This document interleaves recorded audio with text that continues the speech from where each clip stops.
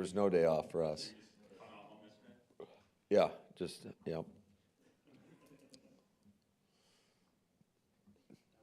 noticed this for Quay. He looked like he was limping pretty good coming out of the locker room. Yeah, I think, we'll give him through the week and see where he's at, but I'd say it's more of a week-to-week type deal. Any chance that Bullard gets back for this week? We'll see. I mean, we got to get him out there in the practice field and see how he's moving around. He's definitely moving around the facility better, but doesn't mean you can go out and play a football game. Obviously, your run game's been super good, but the second halves of the games, it hasn't been. I mean, it wasn't just last week, but in previous weeks too. Do you need to, I don't know, what's the adjustment? Do you need to throw the ball more, or is it bad execution? I guess what have you seen from that regard? Yeah, I think it's all of the above. I think there's opportunities that we're not taking advantage of. Specifically, that first drive in the second half, that was disappointing. We had 2nd and 2. We go to one of our bread and butter runs, and we get a yard and a half. And then on 3rd and a half yard, we don't convert. We don't block their best player right in the A gap or B gap, whatever it was. So, yeah, we've got to execute better. Certainly, there's times where we as coaches have to put our guys in better position. But yeah, that's why both teams get paid, because they're going to make adjustments, and we just got to make sure we try to stay a step ahead of them. I do think there were some times where we were running the ball pretty effectively in the second half. It was too inconsistent. And we knew it at halftime that they were probably going to start amping up their level of pressure, and we saw some more cover zero in the second half. And then we didn't necessarily make them pay when we did see those situations. We had an opportunity down in the red area where it was 3rd and 5. We get a false start. It's cover zero. Christian Watson's uncovered. And then we finally made it. We missed Jaden Reed on the outbreaker versus cover zero where he slipped.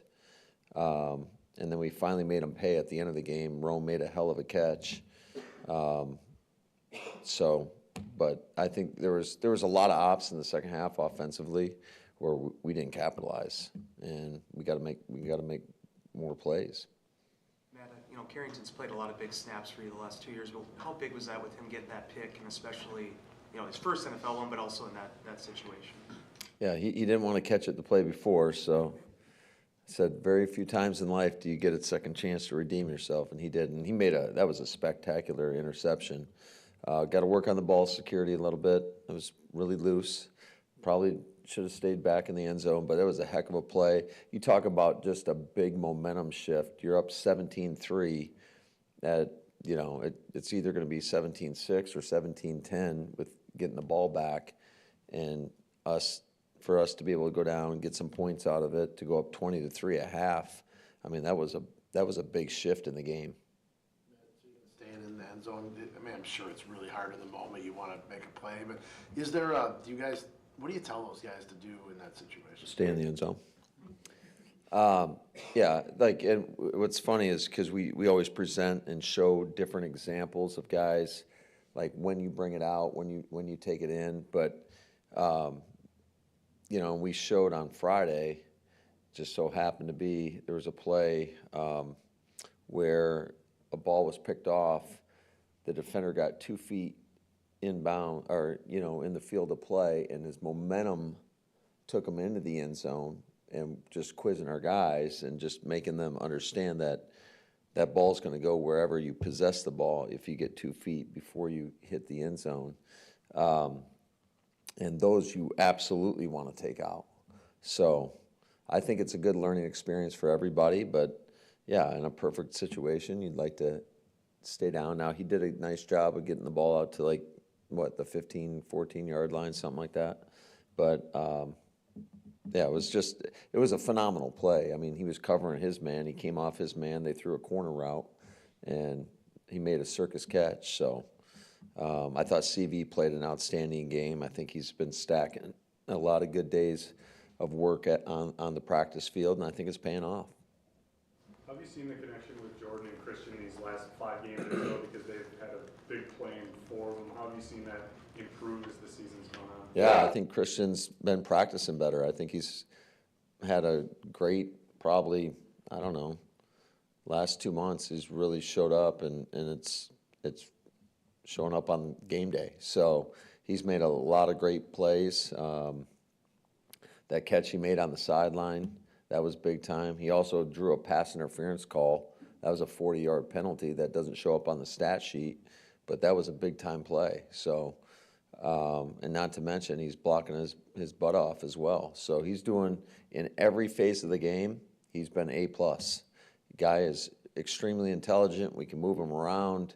He rarely will have a mental error, and he's doing a good job of winning his one-on-one opportunities. You had a high opinion this offseason of what Josh could bring as a receiving back out of the backfield. What's been the evolution of that this season? Because it seems like, especially of late, really since the bye, he's had more games where he's been more involved as a receiver.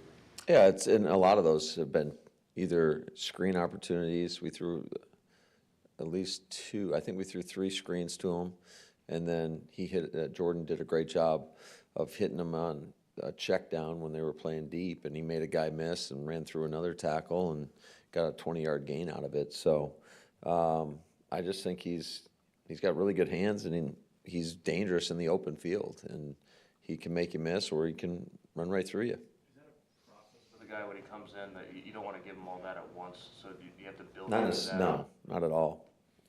It's, are you capable, or and he's certainly more than capable. So no, all the backs, no matter who's in, they're going to have a responsibility in the pass game. It's always, unless we're scatting and doing a 5-man protection, it's always protection first, and then here's your route.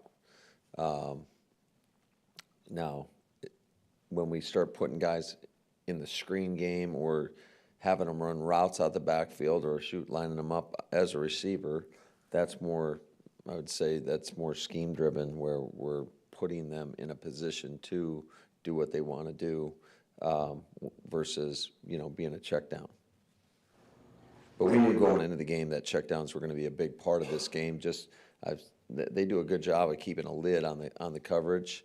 Those safeties play with a lot of depth, and so we knew that checkdowns were going to have some opportunities. And I thought Jordan did a great job when he hit Tuck on a checkdown where we weren't clean in the pocket, where our protection wasn't as good as it should have been. And he hit Jaden Reed on the one right before or during the 2-minute drive. I can't say enough about Jordan's ability to avoid the negative play and making those drastic movements in the pocket and getting the ball out for positive plays. Like, I don't think people understand, and I think it's overlooked, just the value of what he's able to do and getting the ball out of his hands and not taking sacks. How do you get him to do that again? Because early in the season, it didn't seem like it was as frequent as he's doing now, where he's doing a lot more checkdowns now. Yeah, I think it's just, he's a smart guy. He learns from every experience, and, it's something you drill all the time, and you just keep talking about and showing examples of especially when you're doing it well, and he's doing it at a high level. Okay, Matt, will he be limited at all this week? No, he should be all right. Like he was limping just. He was. I think he got his shot on his thigh or something. Matt, as far as Edgerton, it's tricky coming off a hamstring injury, and he missed some games. What was it like to see him play so freely, and even that first sack, even kind of setting the tempo for the defense? Yeah, he did an outstanding job, and then, he was one of our defensive players of the game, and he was also one of our special teams players of the game. So, he had 3 tackles on kickoff. That's rare that you see that type of production. So, yeah, it was cool to see. He's a really talented guy. He did a great job in multiple other situations on that screenplay where they hit Jackson Smith-Jigba out the backfield. That was just an elite play by somebody that has elite athleticism. You guys can clinch a playoff berth with a win. Is that something at all? I'm not worried about the playoffs. Not worried about it. I'm worried about us continuing to get better, staying in the moment, focusing on what's right in front of us. Like, And it's by attacking our practices the right way and just building our habits. And it's all about how we improve throughout this process. And whatever happens, happens. I know it's a Monday around here, but how far along are you on the Saints, and what have you seen since they made the coaching change, if you've kind of dove in there somewhat? We're just kind of getting into it right now. Like, we got back so late yesterday. Yeah, I guess technically yesterday. Came in, knocked out our, basically knocked out the game, watched it with everybody, and kind of got our meeting set for today. And then more or less, it was more of an organizational, like get all the cut-ups ready to roll so that when we got in today that we're on to the Saints. Good. Watching the film, what did you see from the defense outside of course, the dominance that the stat sheet shows? Exactly that. I thought, I just love our style of play. It wasn't perfect. It's never going to be perfect. They hit us on 2 bounce schemes that, you know, they got big explosion plays on. Outside of that, I thought our run defense was really solid. We had a busted coverage where they hit a big play that led to a field goal. So, but all in all, I thought we did a great job. We did what we needed to do in terms of we knew that they were going to run screens on us, and they didn't get much mileage out of the screen game, and we got constant pressure on the quarterback. And I thought our coverage disguise was outstanding. I thought that it really fooled the quarterback in some instances where, you know, he's seeing single high and it goes to too high, and it can cause the guy to hold the ball a click longer than he might like to. And by that time, he was getting engulfed by the pass rush. So, you know, I thought they did an outstanding job of guys working together. You know, we were setting picks with whether it was our 2 D linemen setting picks for each other, whether it was a linebacker running through setting a pick for a D lineman, and they just did. It was 11 guys playing as one. It was really good. Pass rush, do you feel like you guys found something there that you can carry with you going forward? You talk about needing to get better. Well, I think every game's a new opportunity, a new challenge, and so you can't just rest on what you've done. You got to keep digging, and this is what I'm talking about in terms of where we need to focus. Like I said, it's never going to be perfect, but you got to keep striving for that perfection, and it starts with how you attack practice, the energy you come into the building with. So that's kind of where our focus is. What is it about Hafley's scheme that you think has made your run defense better this year? I just think it's, well, every year is different, but I don't know. I think our ability to, you know, adjust when need be and give different looks, and you know, I think he's done a good job. He understands where we've gotten beat, and you know, tries to scheme it up and get guys in position so that it doesn't happen, or stay one step ahead of the offense. On third downs, red zone, ending game situations, Romeo seems to consistently come through in those moments. What is it about his game that allows him to produce at those critical times? Well, I think he can produce anytime when given the opportunity. We're not throwing the ball as much as we maybe have in the past, and but I think Rome, it all starts with the work he puts in. That catch he made on 4th down, outstanding. And like I told the team, it's not a secret why this happens. I mean, the guy spends more time on the jugs machine than anybody I've ever been around. I mean, he's got unbelievable hands.